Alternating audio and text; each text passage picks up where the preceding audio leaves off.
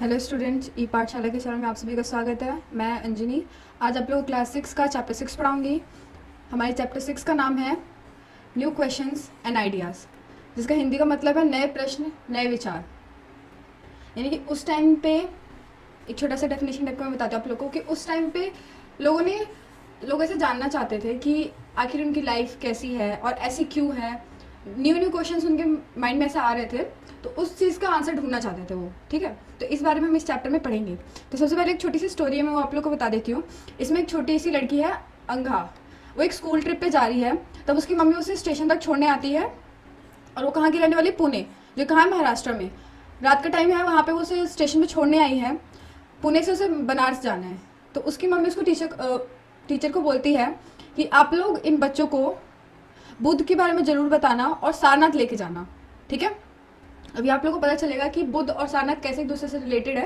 तो चलिए स्टार्ट करते हैं अपने आगे का चैप्टर। हमारा फर्स्ट टॉपिक है the story of Buddha.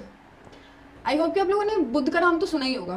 Common सी बातें सबने ही सुना होगा। हाँ, ज़्यादा इन्फॉर्मेशन नहीं होगी उनके बारे में आप लोगों को पता, लेकिन सुना तो होगा। ठीक है, उनका रियल नेम था सिद्धार्थ। ठीक है, जो मतलब जब वो छोटे थे उनका नाम सिद्धार्थ था। वो एक क्षत्रिय थे, क्षत्रिय यानी एक प्रिंस थे। ठीक है, एक जगह के, और उनको गौतम के नाम से भी जाना जाता था। उनका जन्म लगभग अभी से 2500 ईयर्स अगो हुआ था।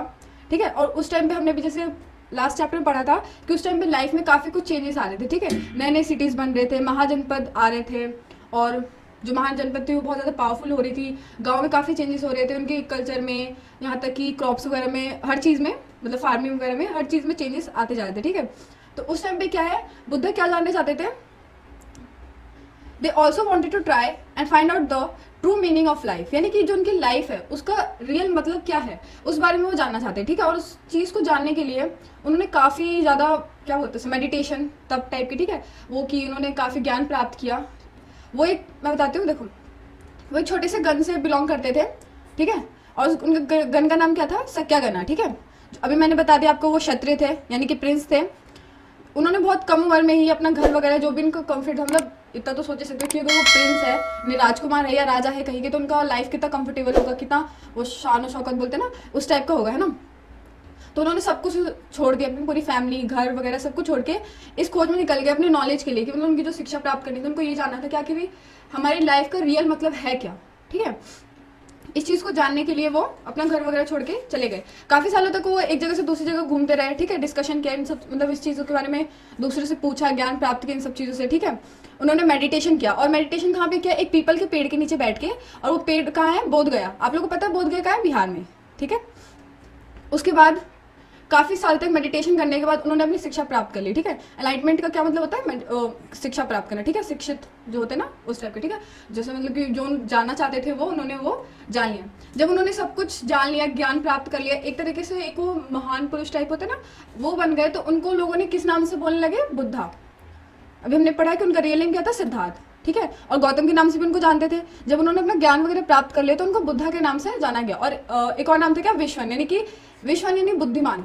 ठीक है, इस तरीके से कि बुद्धिमान, मतलब अब इतना ज्ञान प्राप्त करने के बाद भी भाई लोग बुद्धिमान ही तो होंगे ना, इंटेलिजेंट हो जाएंगे। ठीक है, अब वो क्या है, सबसे पहले वो सारनाथ गए। जब उन्होंने ज्ञान वगैरह प्राप्त कर ली, ज्ञान कहाँ प्राप्त किया उन्होंने, पीपल के पेड़ के नीचे बैठ के, कहाँ पे, बोध गया में। वहां से सबसे पहले जिस जगह पे गए वो कहाँ गए, सारनाथ में।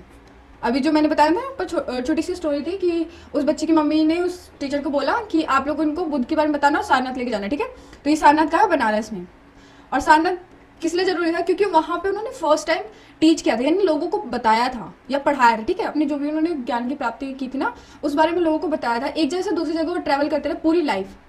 ठीक है, पूरी लाइफ मतलब एक जगह से दूसरी जगह पैदल चलते गए, लोगों को अपना ज्ञान बताते गए कि हाँ, मैंने अपने, मतलब कि मुझे ये चीज़ पता चल गया कि हमारी लाइफ ऐसी क्यों है, या फिर लाइफ का रियल मतलब क्या है। जो भी उन्होंने ज्ञान प्राप्त किया उस चीज़ को उन्होंने दूसरों तक पहुँचाया। ठीक है, और एक जगह से दूसरी जगह लाइफ में ट्रैवल करते करते उनका डेथ कहाँ पे हुई, कुशनार में। ठीक है, ये थोड़ी मेन जगह पे है। याद रखना कि उन्होंने मेडिटेशन कहाँ की थी, पीपल के पेड़ के नीचे बैठ के, बोध गया में, जो कि बिहार में है। सबसे पहले उन्होंने टीच कहाँ पे किया, यानी बोध गया से डायरेक्ट कहाँ गए, सारनाथ में। और उनकी डेथ कहाँ हुई, कुशनार में। ठीक है, और ये भी याद रखना कि वो कौन से गण के थे, सक्यागना। ठीक है, छोटी छोटी चीज़ें उनको याद रखना, हो सकता है एग्जाम में वन वर्ड में पूछ लिया जाए। ठीक है, आगे चलते हैं। उन्होंने क्या बोला, उन्होंने एक छोटी सी बात बताई कि जो ह्यूमंस है, यानी हम लोग हैं, हमेशा दुखी क्यों रहते हैं। और हमारे दुखी रहने का एक मेन रीज़न है हमारी डिज़ायर यानी जो हमारी इच्छा होती है ना मन की, मतलब हम जो कुछ विश करते हैं, ठीक है, कि मुझे ये चीज़ मिल जाए। तो उन्होंने बोला कि जो हमारी डिज़ायर है वो हमारे दुखी रहने की वजह है। अब आप लोग सोचोगे कि हमारी इच्छा क्यों है, वो इसलिए उन्होंने बोला क्योंकि देखो हम कोई विश मांगते हैं, अगर वो पूरी हो जाती है तो एक बार को तो हम खुश हो जाते हैं, लेकिन फिर बोलते हैं काश कि मैंने कुछ और मांगा होता तो मुझे शायद इससे ज़्यादा मिल जाता, ठीक है। और अगर वो विश पूरी नहीं हुई तब तो हम दुखी हो ही जाते कि मेरी विश पूरी नहीं हुई, ठीक है। तो उन्होंने मेन रीज़न ये बताया कि हमारे दुखी होने का मेन रीज़न ये है हमारी डिज़ायर्स, ठीक है। अब आगे क्या है, उन्होंने क्या बोला, जो हमारी डिज़ायर्स है उसको किस वर्ड से बोला, थ्रस्ट और तना। थ्रस्ट मतलब क्या होता है, प्यासा, और तना भी उसी से रिलेटेड एक वर्ड है, ठीक है। इस चीज़ से उसको डिस्क्राइब किया, मतलब जो हमारी डिज़ायर्स थी उसको इस चीज़ से उन्होंने रिलेट करके एक नया वर्ड बताया कि उन्होंने कि ये चीज़ है हमारे अंदर, इसकी वजह से हम ज़्यादा दुखी रहते हैं, ठीक है। उन्होंने एक और चीज़ बताई कि हमें हर चीज़ की रिस्पेक्ट करनी चाहिए, ठीक है। जैसे आप लोगों ने सुना होगा ना कि रिस्पेक्ट दो रिस्पेक्ट लो, मतलब हम किसी की रिस्पेक्ट करेंगे तो सामने वाले भी हमारी रिस्पेक्ट करेगा। तो उसी तरीके से उन्होंने भी क्या बोला कि हमें हर चीज़ की रिस्पेक्ट करनी चाहिए, चाहे वो एक जानवर ही क्यों ना हो, ठीक है। वो जानवर हो या फिर तुमसे छोटे उसमें पद में हो, या फिर जैसे क्या नीची कास्ट वगैरह होता है ना, इन सब चीज़ों में बोलते थे कि हर किसी की रिस्पेक्ट करो, ठीक है। जैसे आप लोग मम्मी पापा बोलते होंगे ना कि अपने से बड़े की रिस्पेक्ट करो हमेशा, तो उसी तरीके से वो बोलते थे हमें हर चीज़ की रिस्पेक्ट करनी चाहिए, ठीक है। क्योंकि वो किस चीज़ में बिलीव करते थे, कर्मा में। कर्मा का मतलब क्या होता है, जैसा हम करेंगे वैसा ही हमें मिलेगा, चाहे वो इस लाइफ में चाहे वो नेक्स्ट लाइफ में। मतलब अगर हमने कुछ बुरा किया किसी के साथ तो हमारे साथ भी उसके बाद हमारे साथ भी कुछ ना कुछ बुरा होगा, ठीक है। क्योंकि रिजल्ट हमें उसी टाइम मिलता है। बुद्ध ने ऐसा बोला कि जो भी हम कर्म करेंगे हमारी लाइफ उस पर डिपेंड होती है। अगर हम अच्छा करेंगे तो हमारे साथ भी अच्छा होगा, अगर हम बुरा करेंगे तो हमारे साथ भी बुरा ही होगा, ठीक है। उन्होंने क्या है, जो भी चीज़ें अपनी बताई, यानी दूसरों को जो पढ़ाया उन्होंने, वो ऑर्डिनरी लैंग्वेज कौन सी होती थी, प्राकृत। उस प्राकृत का मतलब क्या होता है कि जो उस टाइम पे लोग बोलते थे, नॉर्मल जो लैंग्वेज होती है ना, जैसे अभी हम हिंदी बोलते तो वैसे वो लोग जो उस टाइम पे लैंग्वेज बोलते थे उसको बोलते हैं प्राकृत, ठीक है। अब आगे है, उन्होंने कभी भी जो भी उन्होंने बताया, उन्होंने कभी किसी को फोर्स नहीं दिया कि नहीं तुम मेरी बात मानो कि मैं जो बोल रहा हूँ वही सच है, लेकिन उन्होंने बस ये बात बोला कि जो भी मैं बोल रहा हूँ उस चीज़ को आप लोग ध्यान से सुनो और उसे समझने की कोशिश करो, ठीक है। कभी उन्होंने ऐसे फोर्सफुली नहीं बोला कि नहीं जो मैं बोल रहा हूँ वही सच है, तुम उस चीज़ पे हमेशा ध्यान दो, ठीक है। अब मैं ये पिक्चर आपको दिख रहा है, ठीक है। ये पिक्चर क्या है, स्तूपा। और स्तूपा कहाँ पे है, इसके अंदर क्या है, बहुत सारे ना मैसेजेस लिखे, ठीक है। ये सारनाथ पे है। सारनाथ कहाँ पे था, मैंने अभी ऊपर बताया था ना, बनारस में, ठीक है। ये बनारस में है। और इसको किस चीज़ के ऊपर बनाया गया, क्योंकि फर्स्ट टाइम जो बुद्धा थे वहीं पे पढ़ाने के लिए गए हुए थे, तो उनके याद में एक तरीके से मैसेज जो होता है ना कि मतलब बुद्धा तो नहीं रहे, ठीक है। तो आगे की जनरेशन को कैसे पता चलेगा कि हाँ सबसे पहले बुद्धा यहाँ पे आए थे, तो उनकी याद में मैसेज देने के लिए कि हाँ यहाँ पे बुद्धा थे, उस चीज़ के लिए उन्होंने यहाँ पे स्तूपा को बनाया, ठीक है। और एक चीज़ और है इसमें कि आगे भी हम स्तूपा के बारे में डिटेल में पढ़ेंगे, किसमें, चैप्टर 11 में, ठीक है, जो हमारा लास्ट चैप्टर है उसमें पढ़ेंगे। अब एक छोटी सी स्टोरी है, the story of Kisha Gautami, short में सुना देती हूँ, ठीक है। पढ़ने का इतना पढ़ना होता तो आप लोग बुक में पढ़ लेते, तो मैं स्टोरी से बताती हूँ। किशा गौतमी एक औरत थी, उसका एक बेटा था, ठीक है। वो जो उसका बेटा होता है ना वो मर जाता है, ठीक है। वो सबके पास उसे लेके जाती है कि कोई मेरे बेटे को बचा लो, लेकिन कोई उसकी हेल्प नहीं कर पाता। सब बोलते हैं कि मतलब मरे हुए इंसान को कोई कैसे जिंदा कर सकता है। तो उनमें से एक पर्सन होता है, वो ना बुद्ध के पास उस औरत को लेके जाता है, ठीक है, कि वो शायद तुम्हारी हेल्प करेंगे। तो वो बुद्ध के पास जाती है, उनसे बोलती है कि मेरा बेटा मुझे वापस कर दो। तो जो बुद्ध है उनको डायरेक्ट मना नहीं करते, क्योंकि अब भाई सबने मना कर दिया और बुद्ध भी ऐसा करेंगे तो फिर बाकी में और बुद्ध में क्या फ़र्क रहेगा। तो उन्होंने मना नहीं किया, उन्होंने बोला ठीक है मैं तुम्हारे बेटे को जिंदा कर दूंगा, लेकिन मेरी एक शर्त है। तो वो बोलती है आप कुछ भी बोलो मैं करने को तैयार हूँ। तो वो बोलते हैं कि मुझे मस्टर्ड चाहिए। मस्टर्ड होता है सरसों, देखा हो ना, ब्लैक कलर के छोटे छोटे से दाने रहते हैं वो, ठीक है। ये लिखा भी है यहाँ पे, bring me a handful of mustard seeds, यानी वो बोलते हैं कि एक मुट्ठी मुझे सरसों के दाने ला के दो और मैं तुम्हारे बेटे का जिंदगी जो है मतलब लाइफ वापस कर दूंगा। तो किशा गौतमी बहुत खुश हो जाती है कि ये तो बहुत छोटा सा बात है, मैं भी कहीं से भी ला के इनको दे दूंगी और मेरा बेटा वापस से जिंदा हो जाएगा। जैसे वो वहाँ से जाने लगते हैं तो उसी टाइम बुद्ध बोलते हैं उनको कि रुक जाओ मेरी पूरी बात सुनो, कि मैंने बोला कि मस्टर्ड सीड लेके आना, लेकिन तुम मस्टर्ड सीड ऐसे घर से लेके आओगी जहाँ पे किसी की डेथ ना हुई हो, यानी कभी कोई मरा ना हो, ठीक है। अब वो हर किसी के घर पे जा जाके पूछती है कि मुझे मस्टर्ड सीड्स दे दो और तुम्हारे घर पे कोई किसी की डेथ तो नहीं हुई, ऐसा करके सबसे पूछती है। लेकिन सब लोग यही बोलते हैं कि नहीं मेरे तो दादा मरे थे, पापा मरे थे, ऐसे करके सब बोलते जाते हैं कि नहीं हमारे घर पे ऐसा कुछ नहीं है, ठीक है। तो इससे फिर वो वापस आ जाती है, उसको नहीं मिलता कहीं से, उसका बेटा भी मर चुका है। और इस चीज़ से क्या है, देखो बुद्ध क्या स्टोरी बताना चाहते हैं कि फर्स्ट तो ये होता है कि जो इस दुनिया में आया है उसको तो जाना है, ठीक है। कोई ऐसा नहीं हो सकता कि कोई परमानेंट यहाँ पे रह जाए, परमानेंट कोई नहीं रह सकता यहाँ पे, ठीक है। तो बुद्ध उसको यही बताना चाहते थे कि जो आया है वो जाएगा भी, तो हमें उसके लिए दुख क्यों मनाना। इसलिए उन्होंने वो मस्टर्ड सीड का बोला कि तुम मस्टर्ड सीड लेके आओ, लेकिन ऐसे घर से लेके आना जहाँ किसी की डेथ ना हुई जिसके घर में, और ऐसा तो हो नहीं सकता ना कि किसी घर में डेथ ही ना हुई हो, ठीक है। तो इस स्टोरी का मोरल यही था कि उसको ये बताना चाहते थे कि जो जिसकी ज़िंदगी है वो तो मरेगा ही, जिस दुनिया में है वो तो जाएगा ही, ठीक है। अब आगे पढ़ते हैं उपनिषद। उपनिषद का मतलब क्या होता है? उपदेश, एक तरीके से, ठीक है। जो गुरु अपने स्टूडेंट्स को, यानी कि जो टीचर अपने स्टूडेंट्स को जो वो देता है उपदेश, ठीक है। उपदेश बोलते हैं ना, जैसे कि एक तरह से जरूरी चीज़ें बताना, ठीक है, या कोई ट्रुथ बताना, इस तरीके से जो होता है उसे बोलते हैं उपनिषद, ठीक है। उसकी बातों को जो एक टीचर अपने स्टूडेंट को बताता है। इसमें आगे हम जैसे देखेंगे कि उस टाइम पे क्या था, देखो जैसे बुद्ध थे वो जानना चाहते थे कि आखिर जो लाइफ है इतनी दुखी क्यों है, इस बारे में जानना चाहते थे।